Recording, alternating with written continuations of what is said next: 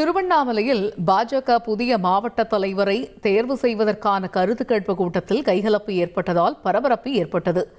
இதுகுறித்த கூடுதல் தகவல்களை செய்தியாளர் மணிமாறனிடம் கேட்கலாம். மணிமாறன், வணக்கம். கைகலப்பு ஏற்பட்டதற்கான காரணம் என்ன? தற்பொழுது நிலவும் சூழல் என்ன? வணக்கம். திருவண்ணாமலை மாவட்டம் போல் அடுத்த சேத்துப்பட்டு தனியார் திருமண மண்டபத்தில் திருவண்ணாமலை வடக்கு மாவட்ட பாஜக புதிய மாவட்ட தலைவர் தேர்வு செய்வதற்காக, அதாவது அந்த பகுதிக்கு மாவட்ட தலைவரை தேர்வு செய்வதற்காக கருத்து கேட்பு கூட்டம் இன்று நடைபெற்றது. இக்கூட்டத்தில் புதிய மாவட்ட தலைவர் பதவிக்கு வெங்கடேசன், சுமதி, புவனேஷ், குமார், மோகன், கவிதா, பார்வதி, அருள், சாய்பாபா, முத்துசுவாமி, கோவிந்தன் ஆகிய 10 பேர் கொண்ட பட்டியல் ஒதுக்கப்பட்டது.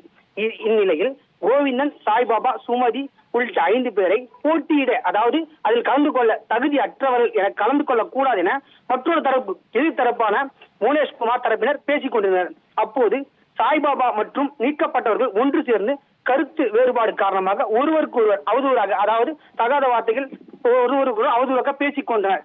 கைகலப்பில் ஈடுபட்டனர். உடன் மாவட்ட தேர்தல் பார்வையாளர் ராஜ்குமார், மாவட்ட தேர்தல் அலுவலர் பலராமன் ஆகியோர் அவர்களிடம் சமாதானமாக பேசி சமரசப்படுத்தினர். ஒருவருக்கு சண்டையிடக்கூடாது, கட்சிகளில் இது மாதிரி அவதூறு பரப்பக்கூடாது என ஒருவருக்கு சமாதானப்படுத்தினர். அதைத் தொடர்ந்து தேர்தலில் போட்டியிட்ட சங்கர், பூங்காவனம், வெங்கட்ராமன், வேலு, சரவணன் ஆகியோர் போட்டியிடலாம் என கடைசி பட்டியல் ஒதுக்கப்பட்டு மாவட்டத்தில் இருந்து வருகை புரிந்த 80க்கும் மேற்பட்டோரிடம், அதாவது கட்சி நிர்வாகிகளிடம் கருத்து கேட்பு கூட்டத்திற்கு அனுமதிக்கப்பட்டனர். மாவட்ட தேர்தல் பார்வையாளர் ராஜ்குமார், மாவட்ட தேர்தல் அதிகாரி பலராமன் முன்னிலையில் இது கருத்து கேட்பு கூட்டம் நடைபெற்றது. இக்கூட்டத்தில் ஒருவருக்கொருவர் கைகலப்பு ஏற்பட்டது. பாஜக வட்டாரங்களிடையே பெரும் பேசுபொருளாகவும் பரபரப்பு நிலவி வருவது குறிப்பிடத்தக்கது.